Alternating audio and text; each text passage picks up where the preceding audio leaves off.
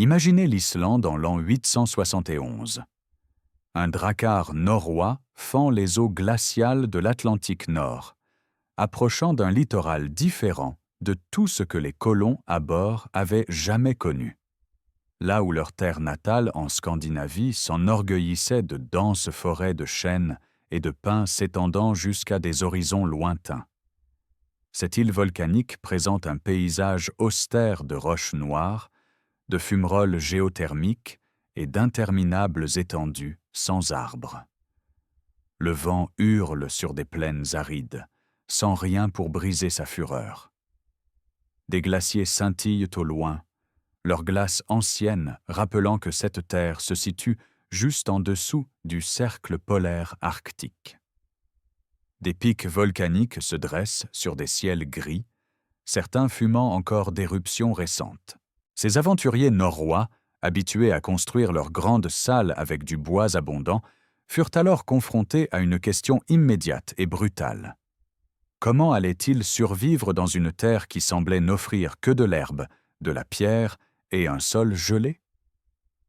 Le choc environnemental a dû être profond. Ils avaient laissé derrière eux un monde où le bois était partout, où la construction d'une maison longue n'était qu'une question de sélection et d'abattage des bons arbres. Maintenant, debout sur les rivages volcaniques de l'Islande, le vent de l'Atlantique Nord transperçant leur manteau de laine, ils faisaient face à une crise qui allait mettre à l'épreuve chaque once de leur ingéniosité légendaire. Dans cette vidéo, vous découvrirez l'histoire remarquable de l'une des réalisations architecturales les plus ingénieuses de l'Europe médiévale. La maison en tourbe islandaise. Nous découvrirons pourquoi ces structures n'étaient pas construites en surface comme les traditionnelles salles vikings, mais plutôt à moitié enfouies dans la terre même, leurs toits couverts d'herbes finissant par se fondre si complètement dans le paysage qu'elles devenaient presque invisibles de loin. Vous apprendrez comment une déforestation rapide en l'espace d'un seul siècle a forcé les colons norrois à abandonner entièrement leur tradition de construction en bois. Vous verrez bientôt l'ingénierie sophistiquée derrière des murs atteignant jusqu'à 1 mètre d'épaisseur, construits à partir de blocs de tourbe soigneusement superposés qui offraient une isolation supérieure à celle du bois ou de la pierre seule. Nous explorerons les techniques de construction souterraine qui plaçaient les quartiers d'habitation sous la ligne de gel, où la température constante de la terre offrait une climatisation naturelle. Vous allez découvrir la vérité sur une tradition de construction qui a perduré pendant plus de 1000 ans, depuis la colonisation au IXe siècle jusque dans les années 1960, ce qui en fait l'une des pratiques architecturales les plus pérennes de l'histoire européenne. Qu'est-ce qui a motivé cette extraordinaire adaptation? La réponse mêle catastrophe environnementale, pénurie de ressources, physique thermique, coopération communautaire et la pure détermination d'un peuple qui refusait de se rendre à l'un des climats les plus rudes de la Terre. Lorsque les colons norrois quittèrent leur terre natale en Norvège, au Danemark et en Suède à la fin du IXe siècle, ils laissèrent derrière eux un monde d'abondance de bois.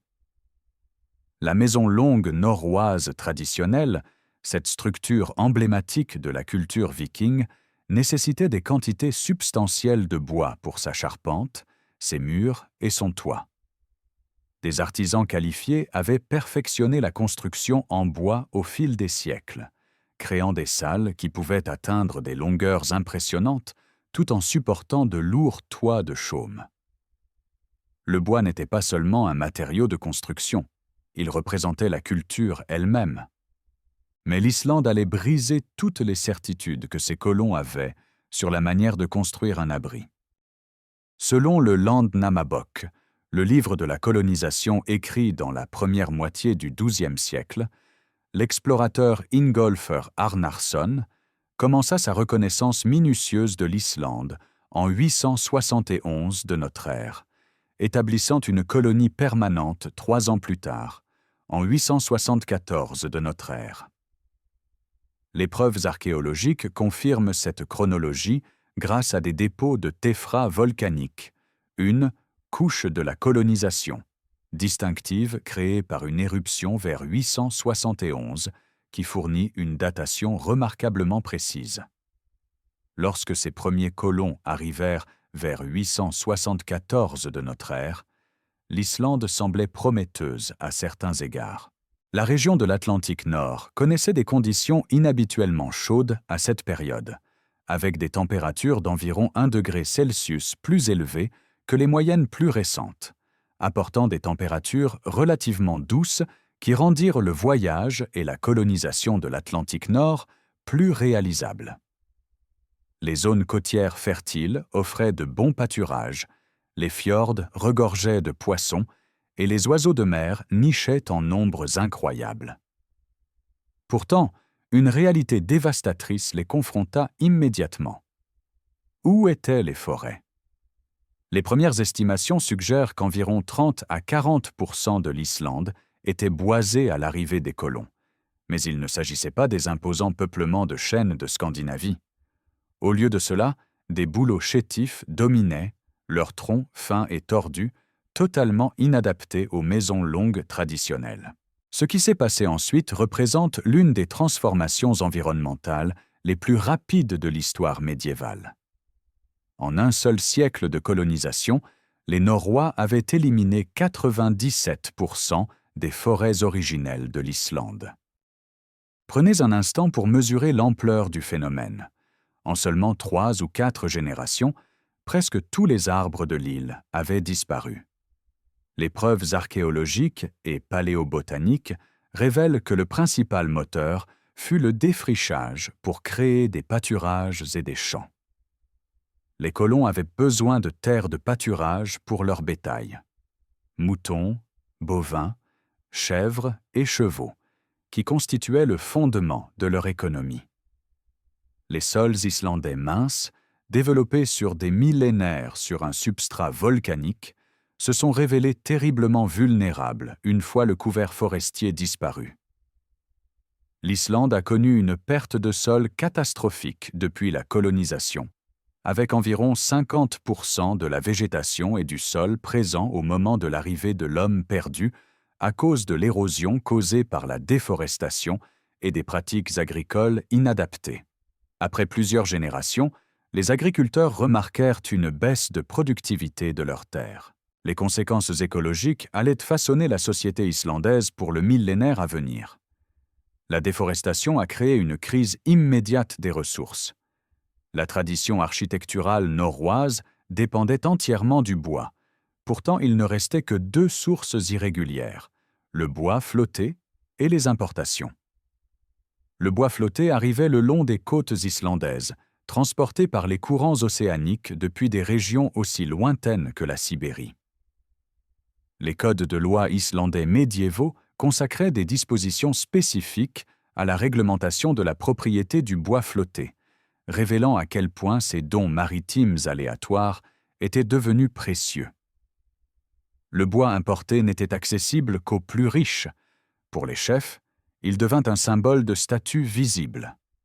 Pour tous les autres, il était tout simplement indisponible. La question devint urgente et existentielle. Sans bois, comment ces colons norrois pouvaient-ils construire l'abri nécessaire pour survivre aux hivers brutaux de l'Islande? Le climat de l'Atlantique Nord apportait des mois d'obscurité, de vents hurlants et de températures qui chutaient bien en dessous de zéro. Mourir d'hypothermie était une possibilité très réelle. Les maisons norroises traditionnelles ne pouvaient pas être construites. Il n'y avait tout simplement pas assez de bois. Les colons avaient besoin d'une solution qui ne reposait pas sur le bois, qui utilisait des matériaux disponibles en abondance juste sous leurs pieds. Face à cette crise, l'ingéniosité norroise allait se tourner vers le bas, vers la terre elle-même. La réponse à la pénurie de bois en Islande résidait dans la seule ressource que l'île possédait en quantité apparemment illimitée: la tourbe. Les tourbières couvraient de vastes étendues à travers l'Islande, s'accumulant sur des milliers d'années à mesure que la matière végétale se décomposait lentement dans des conditions froides, humides et pauvres en oxygène. Cette tourbe, d'épaisses couches de végétation et de sol partiellement décomposées, pouvaient être découpées en blocs et utilisées comme matériaux de construction. Les colons norrois n'étaient pas totalement étrangers à la construction en tourbe. Dans les régions subarctiques de la Norvège et dans certaines parties de la Scandinavie, des techniques similaires avaient été employées dans des zones où les conditions rendaient le bois rare ou lorsqu'une isolation supplémentaire était nécessaire. Mais en Islande, la construction en tourbe allait évoluer d'une technique complémentaire à la principale tradition architecturale, affinée et perfectionnée au fil des générations jusqu'à devenir la caractéristique déterminante de l'architecture vernaculaire islandaise. Ce n'était pas un choix romantique, motivé par des préférences esthétiques ou une nostalgie culturelle. C'était brutalement pratique. La tourbe était gratuite, abondante, renouvelable et, comme les colons allaient le découvrir par essai et erreur, remarquablement efficace lorsqu'elle était utilisée avec compétence et savoir-faire. Les flancs de collines et les tourbières, qui semblaient initialement inutiles, allaient fournir le matériau même qui abriterait des générations pendant les 1000 années suivantes. La construction d'une maison en tourbe commençait par les fondations, et ici la pierre jouait le premier rôle crucial. Les constructeurs posaient soigneusement des pierres plates pour créer une base stable pour la structure, sélectionnant des roches de taille et de forme appropriées, les disposant pour créer une surface plane. Ces fondations en pierre servaient à plusieurs fins essentielles que les constructeurs médiévaux comprenaient grâce à une expérience durement acquise. Premièrement, elles empêchèrent la charpente en bois, ces précieuses poutres qui formeraient le squelette de la maison, de toucher le sol humide où la pourriture les détruirait rapidement. Même le bois flotté et le bois importé se décomposeraient en quelques années s'ils étaient placés directement sur un sol mouillé. Deuxièmement, les fondations en pierre créaient une barrière contre l'humidité du sol qui remontait dans les espaces de vie, aidant à garder l'intérieur un peu plus sec. Troisièmement, elles fournissaient une base plane et stable, capable de supporter le poids énorme des murs et du toit en tourbe qui seraient empilés dessus.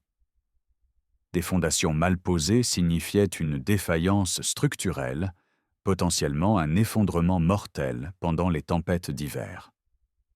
Ce travail de fondation était essentiel. Tout le reste dépendait de sa bonne exécution. Une fois les fondations terminées, le véritable art commençait avec les murs.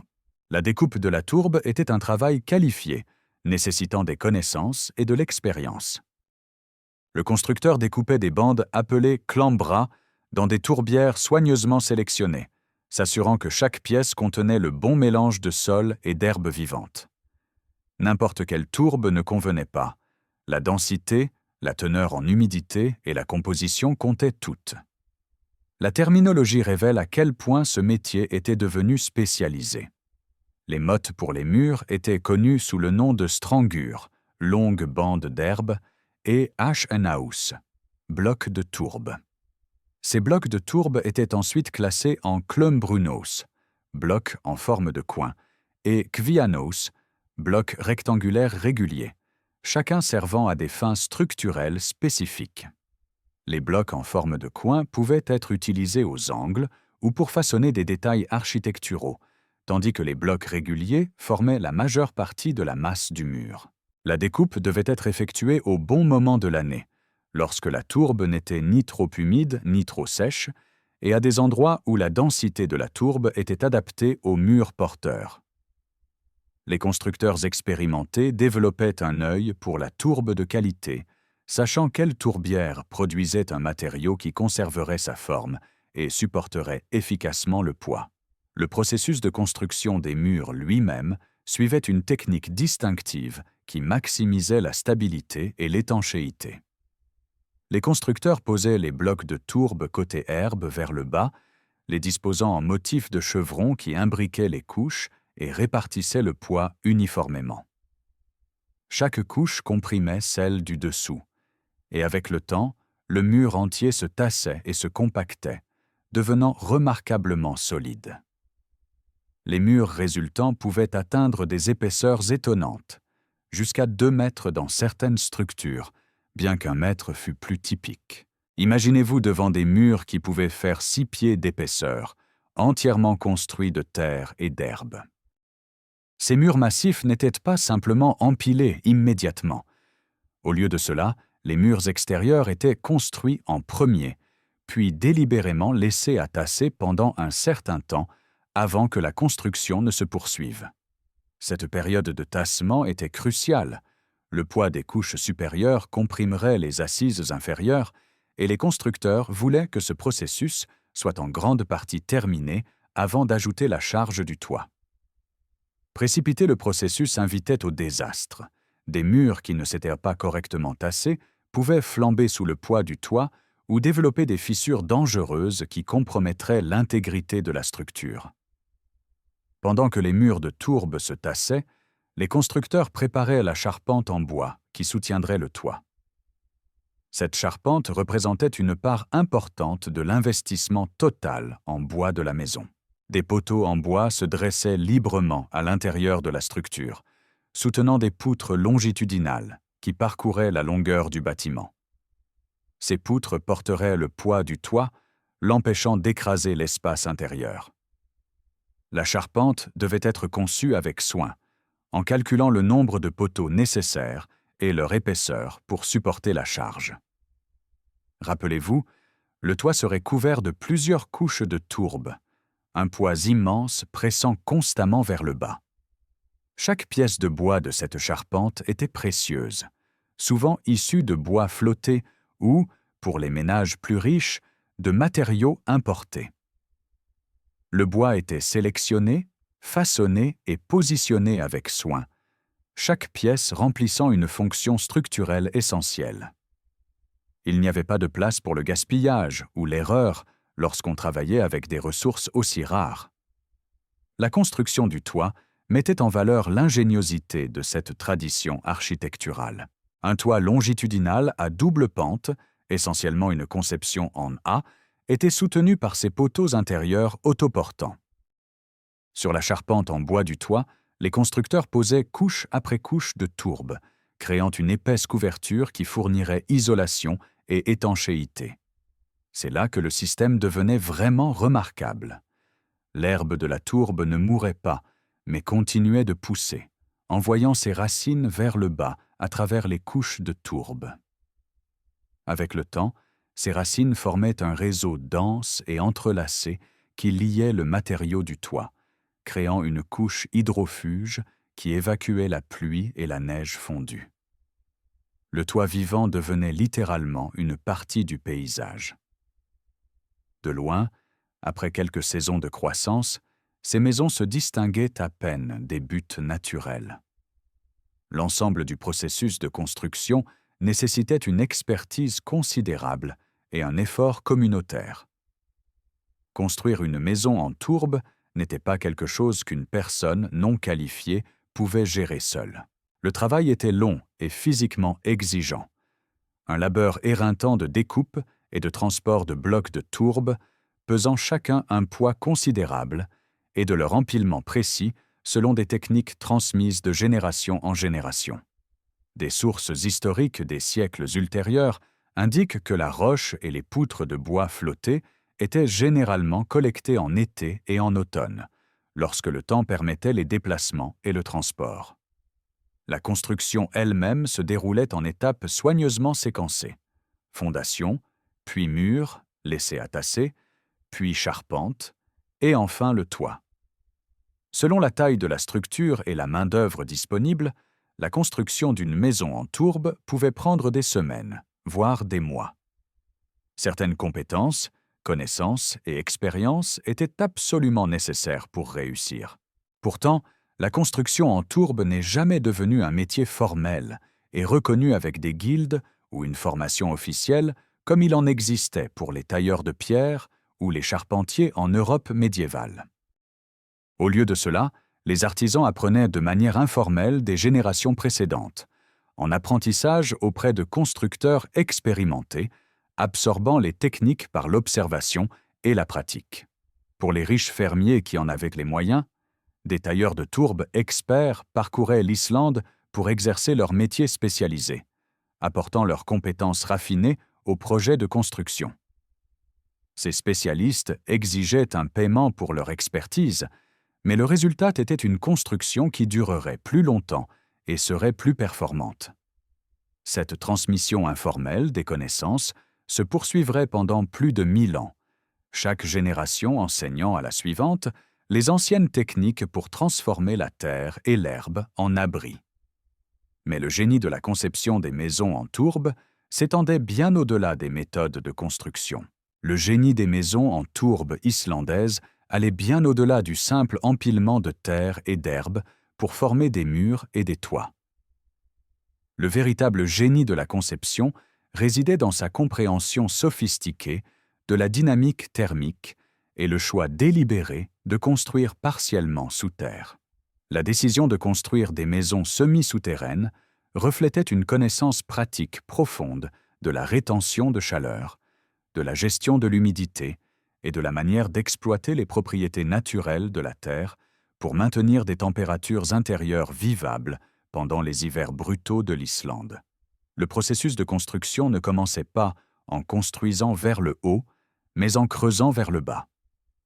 Les constructeurs excavaient les fondations sous le niveau du sol, creusant sur plusieurs pieds pour créer une fosse substantielle avant que les murs ne soient érigés.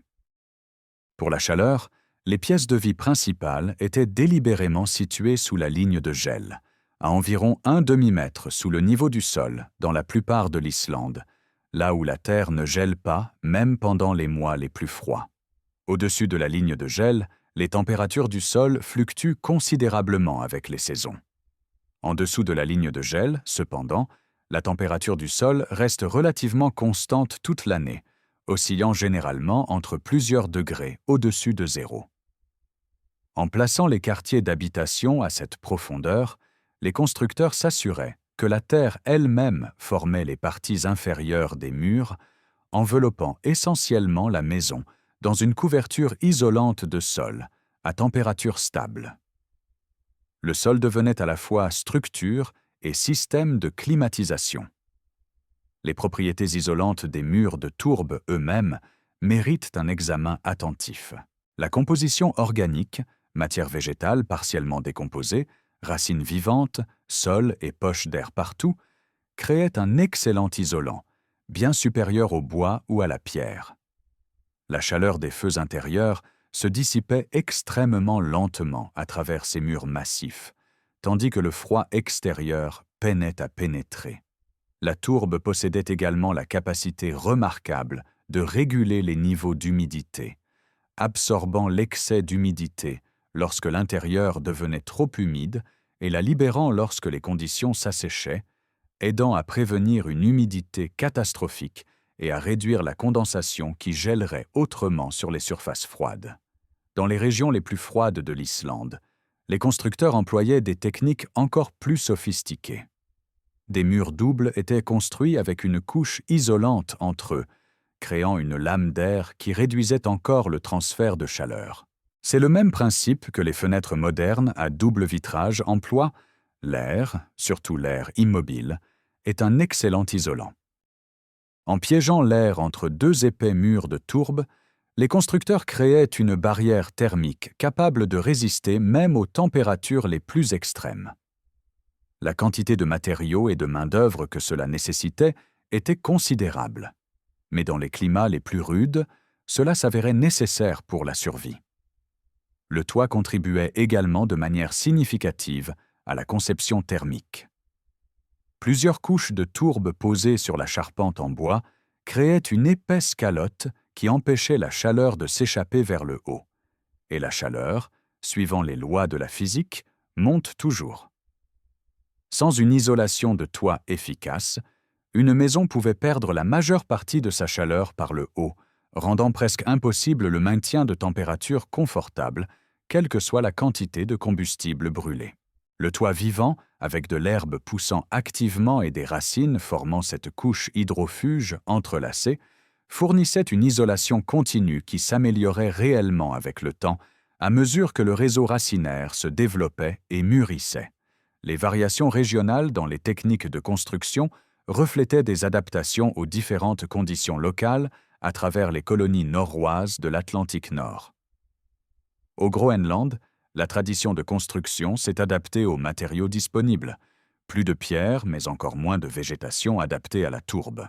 Les constructeurs y construisaient des murs épais en utilisant de grosses roches empilées sur une épaisseur d'environ 1,5 m, isolées à l'extérieur avec des couches de tourbe qui apportaient une isolation cruciale. À l'intérieur, lorsque le bois était disponible par importation ou par de rares trouvailles de bois flotté, les maisons avaient souvent des planchers et des murs en bois, créant des conditions plus chaudes et plus sèches. L'argile était possiblement utilisée comme mortier entre les pierres, puis recouverte de tourbes supplémentaires pour l'étanchéité. Les structures résultantes incarnaient les mêmes principes que les maisons en tourbe islandaise: murs épais, isolation supérieure, construction semi-souterraine, mais adaptées à la disponibilité spécifique des matériaux du Groenland. Pendant ce temps, en Norvège, des forêts abondantes permettaient aux colons de se tourner vers la construction en bois pour la plupart des structures. L'utilisation de la tourbe devint complémentaire plutôt que principale, employée principalement pour une isolation supplémentaire ou une couverture de toit. Mais en Islande et au Groenland, où les ressources l'exigeaient, la construction en tourbe a continué d'être la méthode de construction fondamentale pendant des siècles. Les résultats parlent d'eux-mêmes. Ces maisons en tourbe, construites partiellement sous terre avec des murs atteignant jusqu'à 1 mètre d'épaisseur et des toits fortement isolés, pouvaient résister au climat le plus brutal de l'Atlantique Nord. Les structures se sont avérées si efficaces qu'elles resteraient en usage pendant plus de 1000 ans, un témoignage d'une ingénierie qui fonctionnait. Les colons norrois médiévaux, dépourvus de toute compréhension formelle de la thermodynamique ou de la science du bâtiment, avaient néanmoins créé des structures qui incarnaient des principes thermiques sophistiqués, travaillant avec la nature plutôt que contre elle pour réaliser ce que les ingénieurs modernes reconnaîtraient comme une climatisation passive. Comprendre la construction et l'ingénierie thermique des maisons en tourbe nous dit comment ces structures fonctionnaient. Mais comment était-ce réellement de vivre à l'intérieur? La réponse dissipe de nombreuses notions romantiques sur la vie domestique à l'âge des Vikings. Ce n'étaient pas les grandes salles de banquet de la littérature des sagas. La réalité était plus sombre, plus enfumée, plus exiguë et bien plus difficile, mais aussi un espace d'une vitalité culturelle remarquable où certaines des plus grandes réalisations littéraires de l'Islande ont été créées et transmises. La Badstofa formait le cœur des maisons en tourbe islandaise ultérieure. Le terme apparaît dans les sagas islandaises dès la saga Sturlunga des XIIe et XIIIe siècles. Ce n'est qu'au XVIIe et XVIIIe siècle que la Badstofa a pleinement assumé son rôle de pièce principale de la maison. Néanmoins, les principes de base, la vie communautaire centralisée, caractérisaient les maisons en tourbe dès leur début. La Badstofa était une pièce longue et étroite, dotée de bancs en bois intégrés le long des murs. Les membres de la famille s'allongeaient, sur ces bancs, sur des matelas de paille pendant la nuit. Pendant la journée, les mêmes bancs servaient de sièges pour le travail et les repas. Cette seule pièce servait d'espace de vie principal où se déroulaient pratiquement toutes les activités intérieures: filer, tisser, tricoter, manger, dormir, socialiser et raconter des histoires. Au centre de cet espace se trouvait le foyer. Le feu fournissait à la fois la capacité de cuisiner et la chaleur essentielle. Les feux étaient allumés dans des endroits centraux, la fumée devant monter et s'échapper par des évents spéciaux appelés loufturs, de grands trous de fumée centraux positionnés au-dessus du foyer qui pouvaient être ajustés en fonction des conditions météorologiques. Voici un détail crucial. Il n'y avait pas de cheminée formelle. La fumée montait simplement, se propageait à l'intérieur et finissait par sortir par les ouvertures existantes. Les conditions de vie résultant de ce système de chauffage étaient, selon toutes les normes modernes, assez rudes. Les maisons en tourbe islandaise médiévale étaient humides, enfumées et sombres, surtout pendant les mois d'hiver.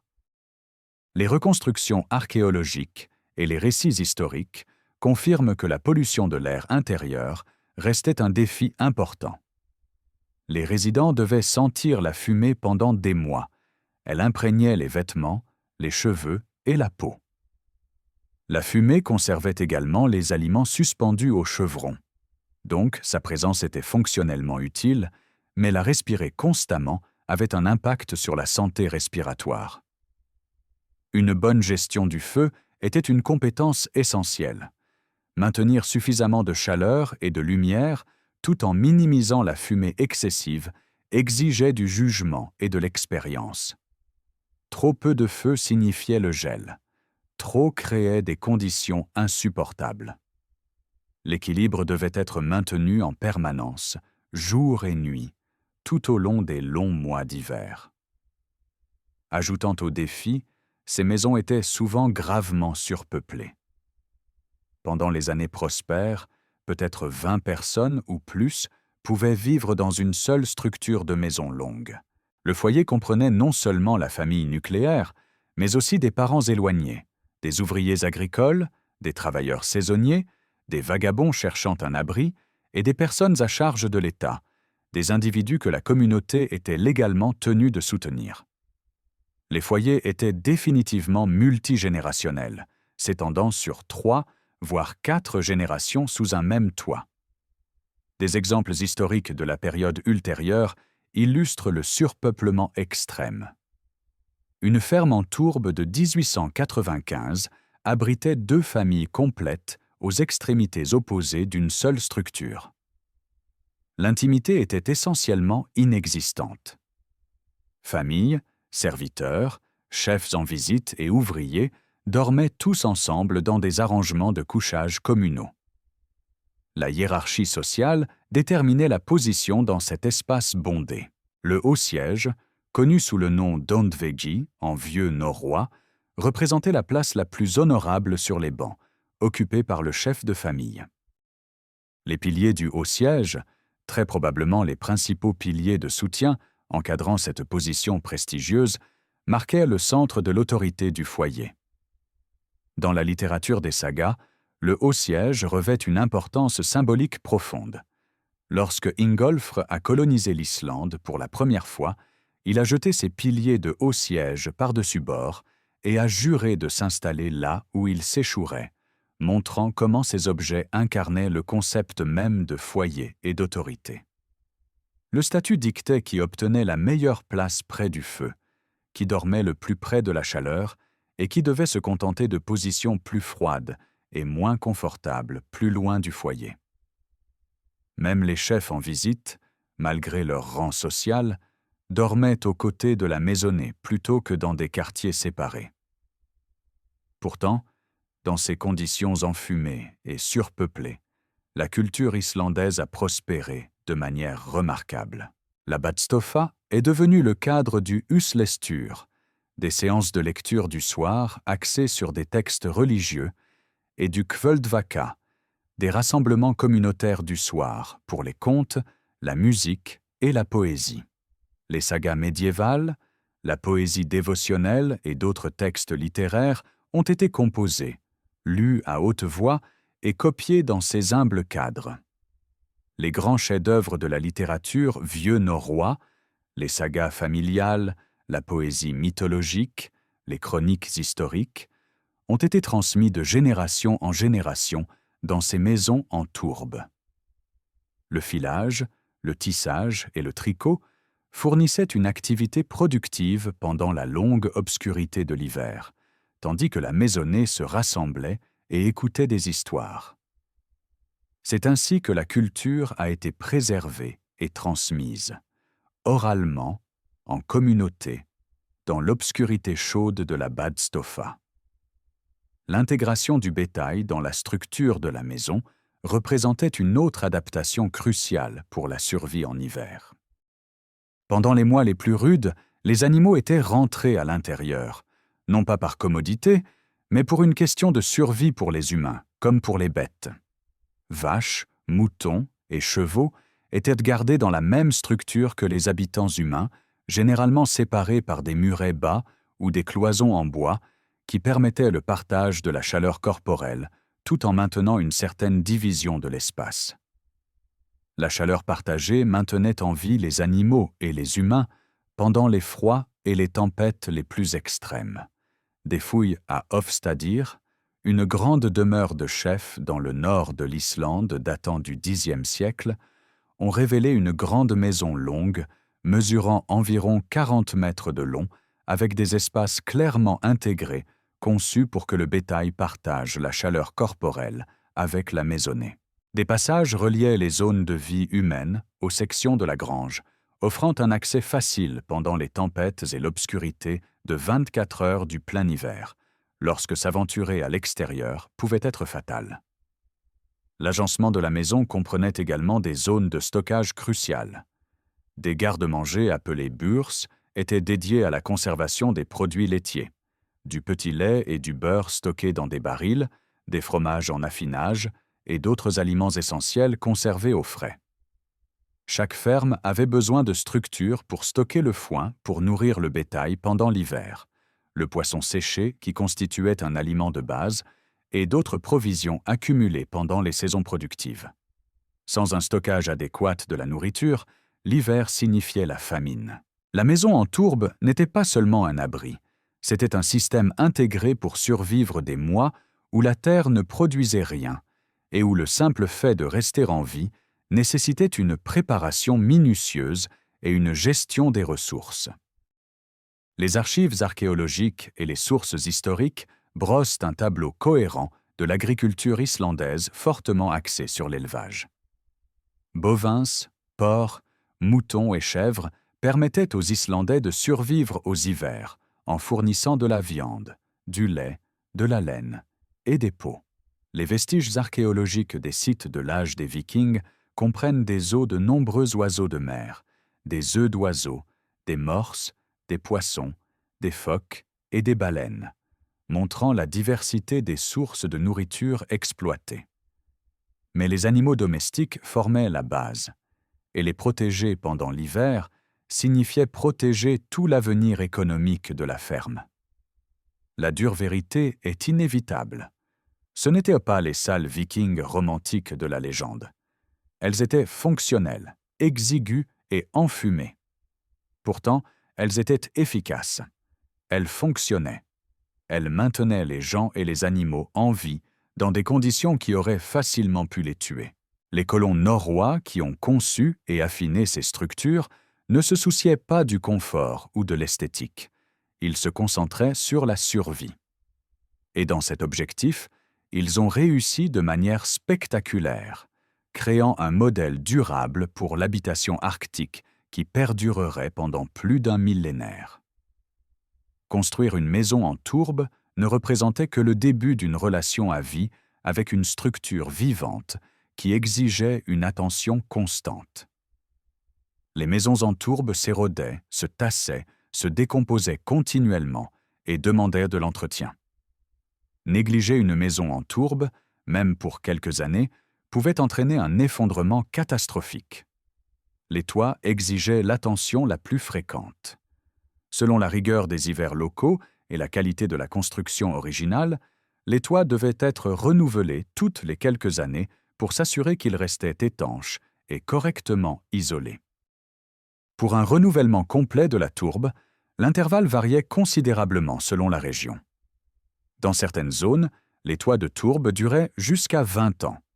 Dans d'autres, ils pouvaient durer jusqu'à 70 ans avant de nécessiter un remplacement complet. Des sections de murs nécessitaient également un remplacement périodique à mesure que les assises inférieures perdaient progressivement leur intégrité structurelle. L'entretien d'une maison en tourbe était fondamentalement un effort communautaire, reflétant l'esprit de collaboration qui caractérisait la société islandaise. Pendant la période médiévale, les lois Gragas, le plus ancien code juridique islandais, réglementait spécifiquement l'entretien des bâtiments de ferme communaux par les locataires. Environ une fois par génération, une structure nécessitait une reconstruction ou une réparation substantielle. Pour les agriculteurs disposant de moyens suffisants, l'embauche de tailleurs de tourbe experts était une option. Ces artisans spécialisés parcouraient l'Islande pour exercer leur métier, apportant des compétences raffinées développées au fil des années d'expérience. Cette exigence d'un effort d'entretien communautaire avait de profondes implications sociales. Un renouvellement majeur de la tourbe nécessitait des équipes de travailleurs pour couper, transporter et installer de grandes quantités de blocs de tourbe dans un délai raisonnable. Cette nécessité renforçait les liens sociaux et l'interdépendance communautaire. Lorsque votre voisin aidait à refaire le toit de votre maison un été, vous lui rendiez l'appareil lorsque sa structure nécessitait de l'attention. Avec le temps, alors que les maisons en tourbe se fondaient dans le paysage et que l'herbe poussait sur leurs extérieurs, quelque chose de remarquable se produisait. Elle disparaissait effectivement. De n'importe quelle distance, une maison en tourbe se fondait si complètement dans le terrain environnant qu'elle n'apparaissait que comme une butte naturelle. Les toits vivants ressemblaient exactement aux flancs de collines voisins. À une distance de quelques centaines de mètres seulement, ces habitations devenaient presque invisibles, à moins que la fumée s'élevant des évents ne les trahisse. Ce camouflage, bien qu'involontaire à l'origine, offrait de réels avantages défensifs pendant la violente période médiévale de l'Islande. L'ère de l'État libre, qui a duré de la colonisation jusqu'à ce que l'Islande passe sous domination norvégienne en 1262, était caractérisée par de fréquentes vendettas et des confrontations violentes. Dans ce contexte de violence potentielle constante, le fait que votre ferme se fonde invisiblement dans le paysage permettait aux familles de rester hors de portée des maraudeurs et des ennemis. Au-delà du camouflage passif, les maisons en tourbe intégraient également des caractéristiques défensives actives. Les portes étaient remarquablement élaborées, lourdement construites avec des serrures complexes. Les preuves archéologiques révèlent des trous aménagés dans les murs spécifiquement pour tirer des flèches sur les attaquants. Le placard de couchage du maître pouvait être verrouillé de l'intérieur, offrant une protection supplémentaire.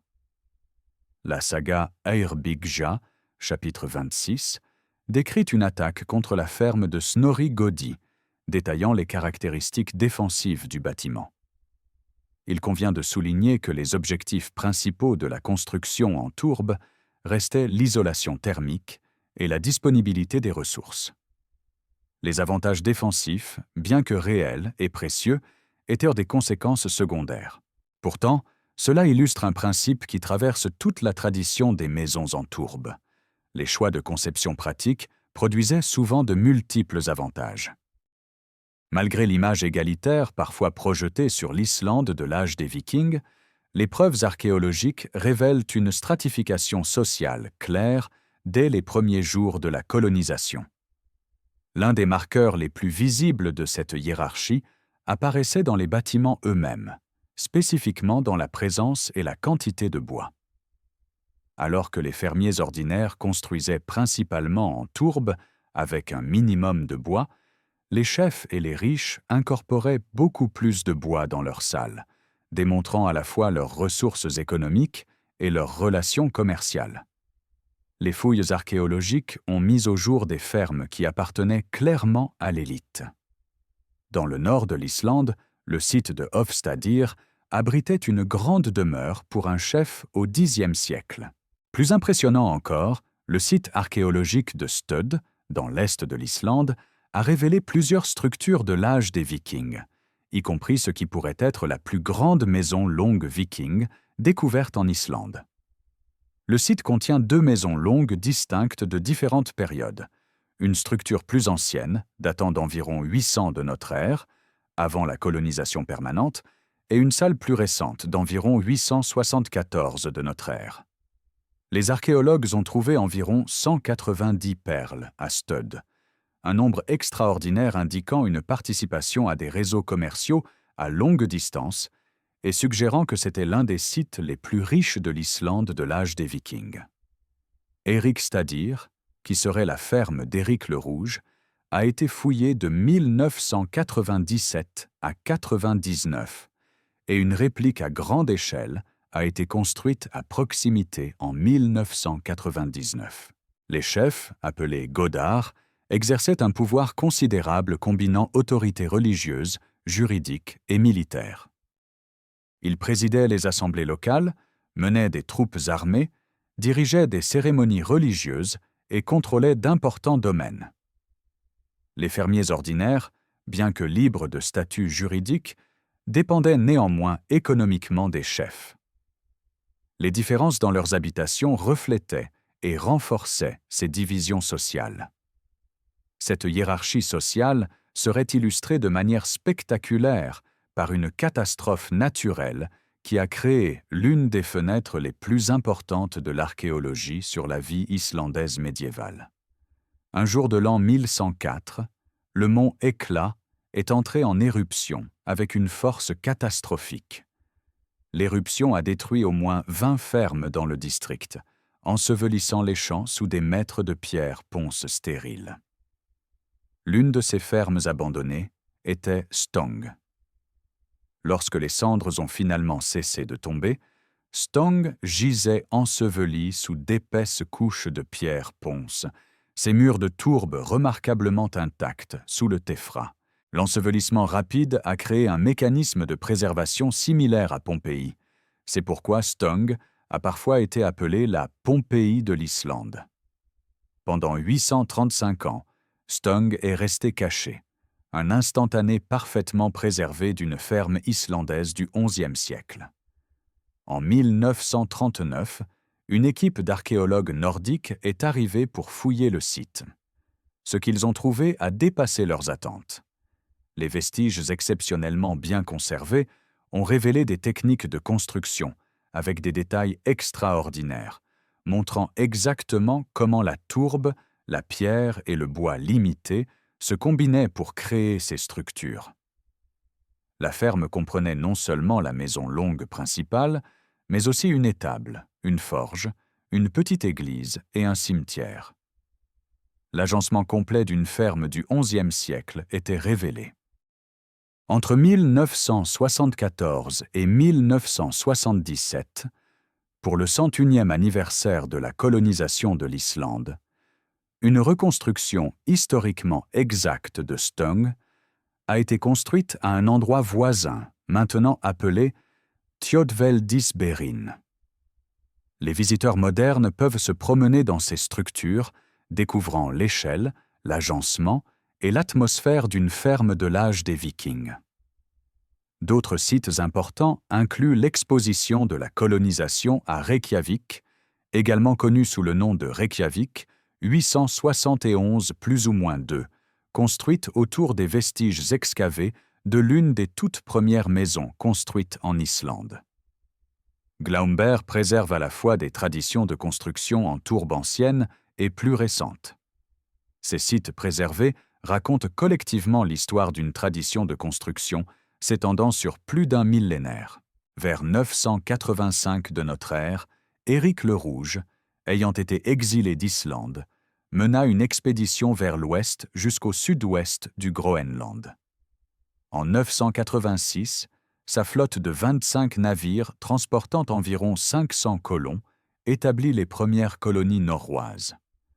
La colonisation eut lieu pendant des conditions relativement chaudes qui rendirent l'entreprise réalisable. Le destin de la colonie norroise du Groenland illustre les limites des adaptations même les plus sophistiquées. Lorsque le climat a basculé vers le petit âge glaciaire à partir du XIVe siècle, les conditions sont devenues progressivement plus difficiles. Vers 1450, les colonies norroises du Groenland s'étaient complètement effondrées. La poussée norroise vers l'ouest s'est étendue même au-delà du Groenland. Vers 990 à 150 de notre ère, des explorateurs norrois ont atteint Terre-Neuve en Amérique du Nord, établissant une colonie à Lance aux Meadows. Cela représente le seul site norrois confirmé en Amérique du Nord, en dehors du Groenland, prouvant que les Vikings ont atteint les Amériques près de 500 ans avant Colomb. À Lanceau Meadows, les Norrois ont construit 8 structures en tourbe à charpente de bois dans le même style que celles d'Islande et du Groenland. Pourtant, le site semble n'avoir été occupé que pendant une dizaine d'années avant d'être abandonné. Le schéma révèle une flexibilité pragmatique. Partout où les colons norrois allaient, ils apportèrent les principes fondamentaux de la construction en tourbe, mais adaptaient leur mise en œuvre aux conditions locales. De retour en Islande, la tradition des maisons en tourbe a fait preuve d'une longévité remarquable. Depuis la colonisation initiale au IXe siècle jusqu'aux années 1960, soit une période de plus de 1100 ans, la construction en tourbe est restée la méthode de construction dominante. Pas plus tard qu'en 1890, plus de 87% de la population islandaise vivait dans des fermes en tourbe à la campagne. Les maisons en tourbe sont restées la forme de logement la plus courante, jusque bien avant dans le XXe siècle. Pourquoi cette tradition a-t-elle persisté si longtemps? Premièrement, l'efficacité pratique prouvée au fil des générations ne pouvait être niée. Deuxièmement, la pénurie de ressources de l'Islande n'a jamais fondamentalement changé. Troisièmement, la continuité culturelle a joué un rôle puissant, les techniques étant transmises des parents aux enfants dans une chaîne ininterrompue s'étendant sur 40 générations ou plus. Enfin, le pragmatisme économique a renforcé tous ces facteurs. Le déclin, lorsqu'il est finalement arrivé au XXe siècle, a été rapide et presque total. Les matériaux modernes, béton, bois de sciage, isolation manufacturée, toiture en tôle ondulée, offraient des avantages que la tourbe ne pouvait égaler. Au milieu du XXe siècle, les maisons en tourbe étaient de plus en plus considérées comme arriérées et primitives. Le déplacement de la population de la campagne vers les centres urbains a accéléré l'abandon des fermes rurales en tourbe. Aujourd'hui, il reste peu de maisons en tourbe fonctionnelles. L'art de la construction traditionnelle en tourbe a été en grande partie perdu. En 2011, le gouvernement islandais a proposé la tradition de la maison en tourbe sur la liste indicative du patrimoine mondial de l'UNESCO. Les efforts de préservation modernes font face à des défis importants. En 2024, l'Université d'Islande a commencé à surveiller les conditions hygrothermiques dans 4 maisons en tourbe du Musée national à l'aide de capteurs et de la technologie de numérisation 3D. Des sites préservés clés comme Glaumbær offrent au public un accès à ce patrimoine en voie de disparition. En regardant en arrière depuis notre perspective moderne, séparés par plus d'un millénaire des premiers colons norrois qui ont creusé le sol volcanique de l'Islande, la tradition des maisons en tourbe révèle des aperçus d'une pertinence contemporaine remarquable. Nous vivons à une époque de plus en plus axée sur l'architecture durable, l'efficacité énergétique et les méthodes de construction qui minimisent l'impact environnemental.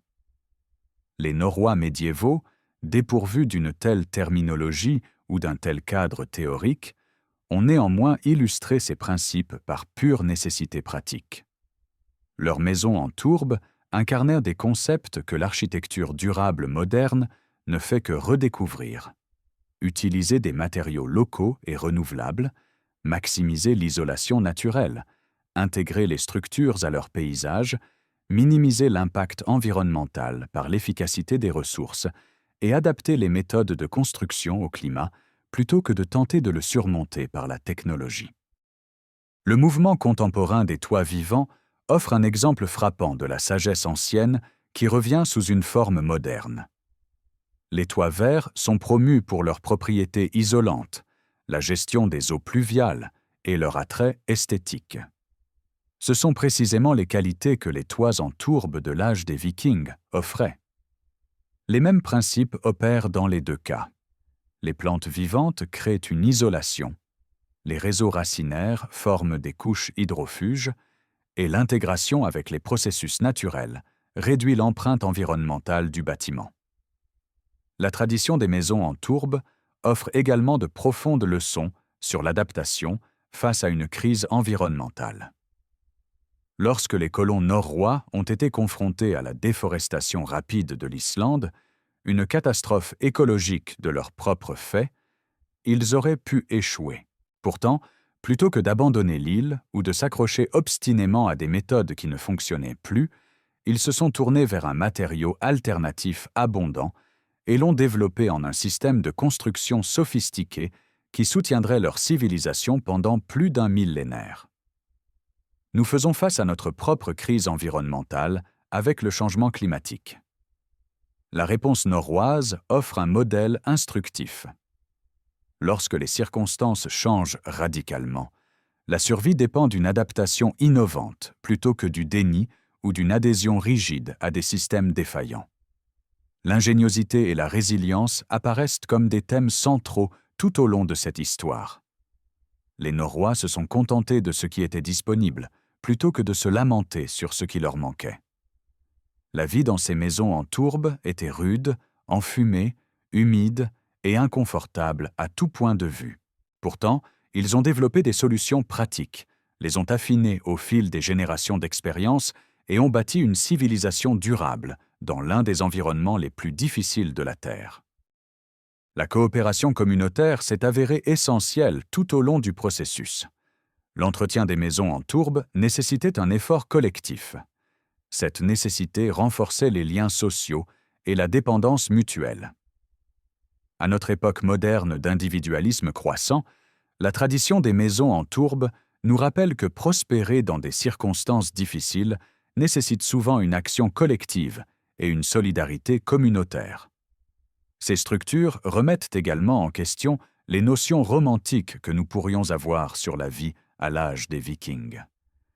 Les sagas présentent de grandes salles où les guerriers festoyaient, où l'honneur et la gloire dominaient les préoccupations. La réalité archéologique révèle quelque chose de bien différent. Des pièces bondées et enfumées où des familles élargies dormaient sur des bancs, où le bétail partageait la chaleur corporelle avec les humains, où un entretien constant empêchait l'effondrement, et où la survie plutôt que la gloire occupait la plupart des pensées quotidiennes. La vérité est à la fois moins glamour et plus impressionnante que le mythe. Des gens ordinaires, des fermiers, pas des guerriers, ont développé des solutions extraordinaires à des défis extraordinaires. Lorsque nous examinons pourquoi les Vikings ont construit des maisons en tourbe souterraines et cachées, la réponse se déploie sur plusieurs dimensions. La nécessité climatique a dicté l'exigence principale. Les hivers brutaux de l'Atlantique Nord exigeaient une isolation supérieure que seuls des murs de tourbe épais et une construction semi-souterraine pouvaient fournir. La pénurie de ressources a forcé l'innovation. La déforestation en un siècle de colonisation a éliminé le bois comme matériau de construction principal viable. L'efficacité thermique a émergé grâce à la compréhension que la construction souterraine, sous la ligne de gel, offrait une climatisation naturelle. L'abondance de matériaux sous forme de tourbes renouvelables a fourni une solution durable, accessible à tous. La durabilité communautaire s'est développée par nécessité, car l'entretien exigeait un travail coopératif. La transmission culturelle a maintenu la tradition à travers 40 générations. L'avantage défensif est venu comme un bénéfice secondaire. Le camouflage, en des temps violents, a émergé naturellement de la construction couverte d'herbe. L'accessibilité économique a assuré la longévité de la méthode. L'intégration du bétail a permis la survie en hiver.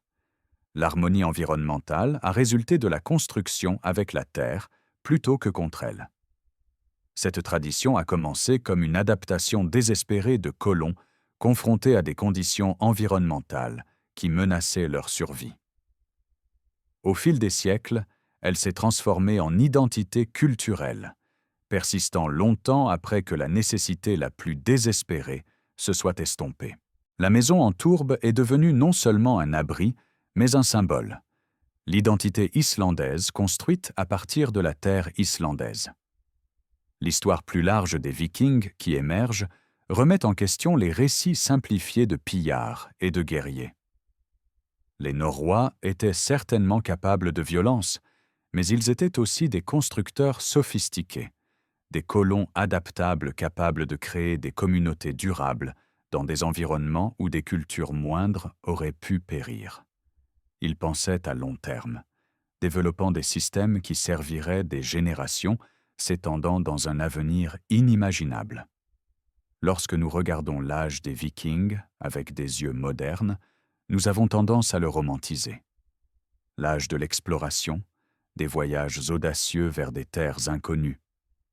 La réalité était plus dure, plus brutale, caractérisée par une lutte constante contre les éléments, les ennemis et le simple défi de rester en vie. Pourtant, au sein de cette dure réalité, nous trouvons de l'ingéniosité, de la résilience et de la force communautaire.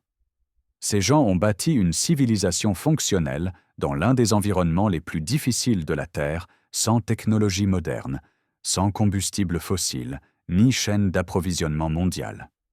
Ils avaient de l'herbe, de la terre, de la pierre, un peu de bois, de la détermination, et les uns les autres. À partir de ces matériaux, ils ont créé une société qui a produit une partie de la plus grande littérature de l'Europe médiévale et a perduré pendant des siècles. Les leçons que nous pouvons en tirer sont profondes. La durabilité exige de travailler avec la nature plutôt que de tenter de la dominer par la technologie. Les solutions locales, développées grâce à la compréhension des conditions locales, s'avèrent souvent supérieures aux méthodes importées. La coopération communautaire reste essentielle pour prospérer. L'adaptation et la flexibilité déterminent la survie lorsque les conditions changent. Simple ne signifie pas simpliste. Les maisons en tourbe représentaient une ingénierie sophistiquée que la science moderne du bâtiment reconnaît comme incarnant des principes thermiques solides. Les contraintes peuvent stimuler la créativité. La pénurie de ressources qui menaçait les Norrois a forcé des innovations qui n'auraient pas émergé au milieu de l'abondance. La vérité cachée que ces maisons souterraines révèlent est finalement bien visible. La capacité d'adaptation humaine ne connaît presque aucune limite lorsque la survie l'exige. Les contraintes ne nous condamnent pas nécessairement. Elles peuvent catalyser la créativité et l'innovation. Des solutions humbles, construites à partir de matériaux courants grâce à un effort communautaire, peuvent s'avérer plus durables que de grandes structures érigées à grands frais. Lorsque les colons norrois ont été confrontés à une Islande sans arbres, arrivant avec des traditions dépendant d'un bois abondant, ils ont fait un choix: échouer ou s'adapter. Ils ont choisi l'adaptation, et ce faisant, ont bâti l'une des sociétés les plus durables de l'Europe médiévale. La fondation physique était l'herbe, la terre, la pierre et un peu de bois. La véritable fondation était l'ingéniosité, la coopération et une détermination persistante à prospérer plutôt qu'à simplement survivre. Aujourd'hui, ces structures disparaissent du paysage islandais. La négligence, l'abandon et le remplacement délibéré par des bâtiments modernes en réclament davantage chaque année. Mais les leçons intégrées dans 1000 ans de tradition de maisons en tourbe devraient rester visibles, pertinentes et instructives pour les défis contemporains. Merci de m'avoir rejoint dans cette exploration des raisons pour lesquelles les Vikings ont construit des maisons en tourbe souterraines et cachées. J'espère que vous avez découvert que ces structures remarquables étaient bien plus que de simples abris primitifs. Elles représentent l'ingéniosité humaine à son meilleur, répondant à une crise environnementale par une innovation durable que l'architecture moderne ne fait que commencer à apprécier à nouveau. Les maisons enfumées, bondées, couvertes d'herbe et à moitié enterrées dans le sol volcanique de l'Islande abritaient non seulement des familles et du bétail, mais aussi une culture résiliente qui refusait de se rendre à l'un des climats les plus rudes du monde. Si vous avez apprécié ce voyage dans l'Islande de l'âge des Vikings et l'ingénierie ingénieuse qui a soutenu la civilisation norroise pendant plus d'un millénaire, je serais ravi que vous donniez un « j'aime » à cette vidéo et que vous la partagiez avec toute personne fascinée par l'histoire médiévale ou l'architecture durable. J'aimerais beaucoup lire vos réflexions dans les commentaires.